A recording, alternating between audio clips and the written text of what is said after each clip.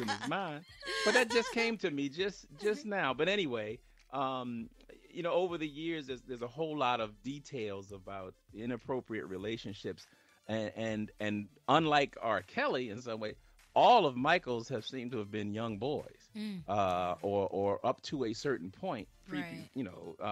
and then he, according to the documentary, it alleges that he, once they reach like the age of puberty, he kicks them to the curb and goes and grabs others. Mm. So at the core of all of this, though, and Danielle, I want to get to you in a second because you reported on a lot of crimes and things over the years, and I want to know how you see it playing out.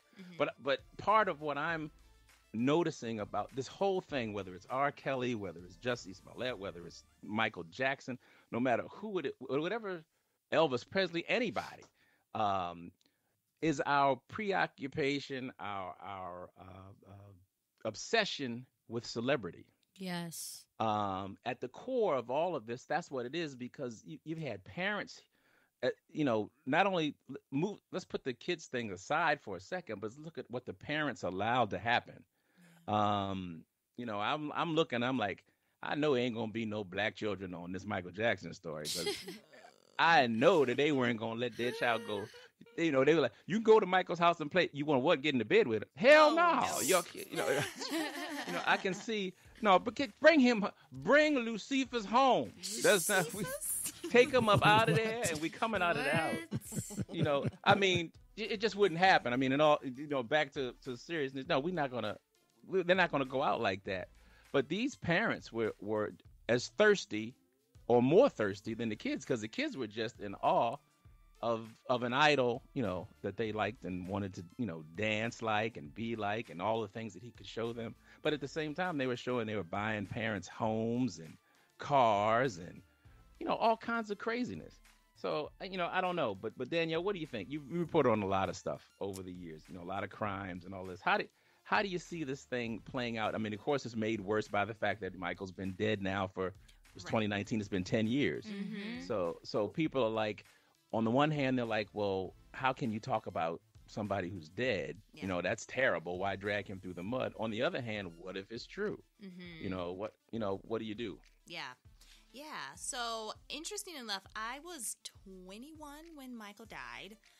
So I was, old enough to know, but I definitely was not in the news industry when he passed. But I remember I was actually coming to Vegas for my friend's birthday. I actually co-host Jazz. And so when I knew that he had passed and what had happened, it's interesting to look back 10 years ago and just see how people reacted to the whole thing, because before, like on the trial and everything, people were like, oh yeah, Michael, he did it, he's a nasty. But then when he passed, people were like, oh my gosh, like, look what this man did. It's like, but we were talking so bad about him and making jokes about it. But now we're like, yeah, dang, Michael, really? R.I.P.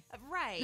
So now that I'm in the news industry, I think because of a recent, so when the film premiered at Sundance, I actually went to Sundance Film Festival this year. My co-host on my podcast, The Feature, she actually was there when the film premiered. She didn't get inside to watch the film, but while she was there, she saw the protests that were happening. People had, signs saying, this film should not be showed here. It's, falsely accusing this man who's been dead for a decade. Why are we bringing this up again? Right. So that was very interesting for her to see. So I think the fact that Wade and the other accuser are talking about this now, I don't understand what they are wanting to get out of this. Yes. I think for Wade, I grew up following Wade, and I loved him as a kid because, of course, he was this huge choreographer. He worked with Britney and, nice. NSYNC. So I loved him as a kid. And so now that I see him doing this. And even when he testified during the trial in 2005, he was standing by Michael and saying he was one of, the best people. He helped me with my career. He was one of my best friends. And when his family came out and talked about that, you could just see the hurt and just the confusion that they were just so bewildered by him. They said, this man was, he stood by Michael all these years. So they're even like, what? This isn't the way that we know. Right. And so I think that I think that Wade is doing this honestly out of publicity. And I hate to say it, but I think that some money is behind it. Because why would he do this otherwise? It's just... It's just random and just completely out of the blue. Absolutely. And I think that there's not enough proof to say that this actually happened to him. If it did, that is horrible. But some part of me is telling that I just cannot stand by him and say that this is actually true. Well, my problem with this is that, it's like you said, the trial happened 2005. Yeah. Michael Jackson died in 2009. Yeah. So why did we not address this before he died? Exactly. Because my problem is we can go back and forth all day, but the man is not here to defend himself. Yeah. So to me, that's my biggest thing. We have R. Kelly here to hold him accountable. Right. Now, if Michael Jackson was still alive and they wanted to come out and do this documentary, of course we would kind of still be on this fence. Like, okay, like this is weird, but at least Michael would have been around to be like, yo, like, no, or to say what he needed to say. To know that you testified and let years go by, and then when he's dead and the Me Too movement is out here, and it's just, to me, it just seems like you're kind of capitalizing off of this wave that we're on. Yeah. The R. Kelly documentary did really well. It did. And I'm not going to say that, obviously they didn't make the documentary off the success of the R. Kelly documentary because, they were both made around the same time. But it is not setting right with me. No. Well, you made another point, Ambezi, and you were talking about why wasn't something done about it earlier. Now, ironically, you guys have been blowing up the chat line, and one of our chatters, Susan, brought to our attention that no one said anything about Elvis. Elvis was Jerry Lee Lewis.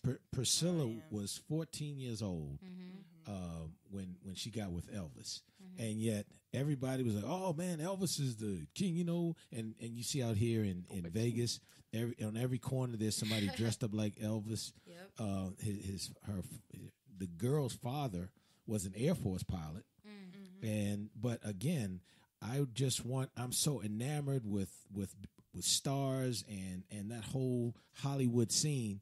I'm going to turn my 14-year-old girl over to a guy, and no one said anything about it. If you think about Elvis, they show him going into the service, and they show him with his uniform on and just entertaining the troops.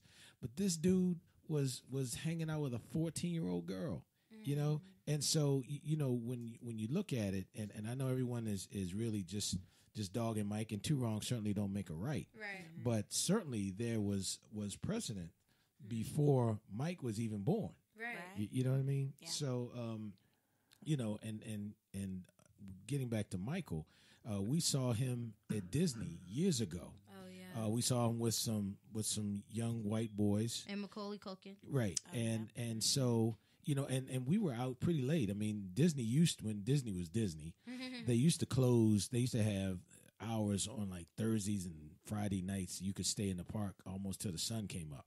So we were walking out of Epcot, and we saw this entourage coming towards us, and Ambezi was a little girl, and lo and behold, we literally walked right over top of Michael Jackson. Oh my God. And You have he it had on video. Yeah, I have it on video actually. Yeah. I sure do. I He came over videotaped to the stroller, was talking to me, and it was crazy. Oh Yeah, my gosh. so Wow. and again, he had a couple little boys with him, He did. and so he had a type. He Yeah, he did. did. He did. Then bad. He had a type. What was it, Wade?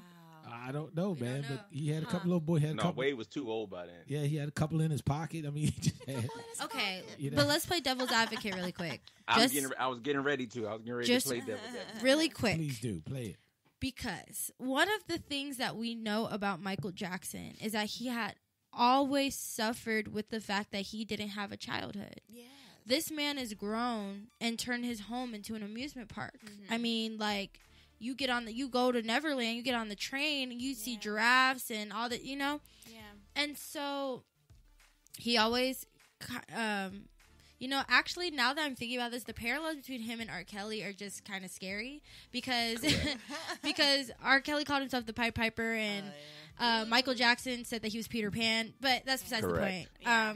But And built an amusement park. right. Yeah, Right. that- Yeah. you just gotta But- stay away from that Peter stuff with Mike. Yeah. But my thing is, do you think that this was really Michael Jackson abusing kids, or was he just psychologically so into this idea of being a kid, he didn't see anything wrong with having sleepovers with the little boys, or think it's that. you know what I'm saying? Like, I don't. Uh, Nobody really knows if he touched those little boys, but everybody knows that yes, they had sleepovers. They did this. They Yes. did that. Yes. Was it a psychological? Somebody thing? knows if they touch them little boys. Right. Somebody knows. Right, Yes. right. Them little boys know. And But then Michael knows. Right. but Michael, Here. what are you gonna dig him up?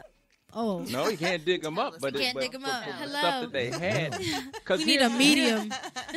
But here's the other piece, which goes along with our whole obsession with celebrity. Right. And I'm going to get to the devil's advocate piece in a minute, but we tend to look at these people as one dimensional.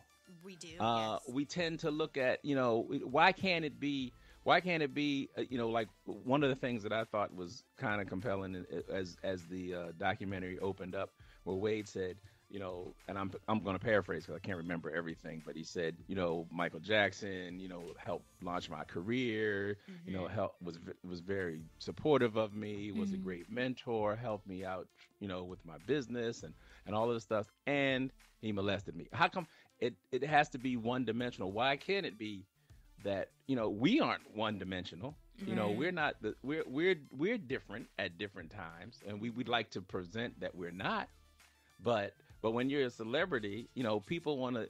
We do it with celebrities. We do it with athletes, whether they're politicians, pastors. We hold them, actors, and all of these entertainers. We hold them to a different standard, Absolutely.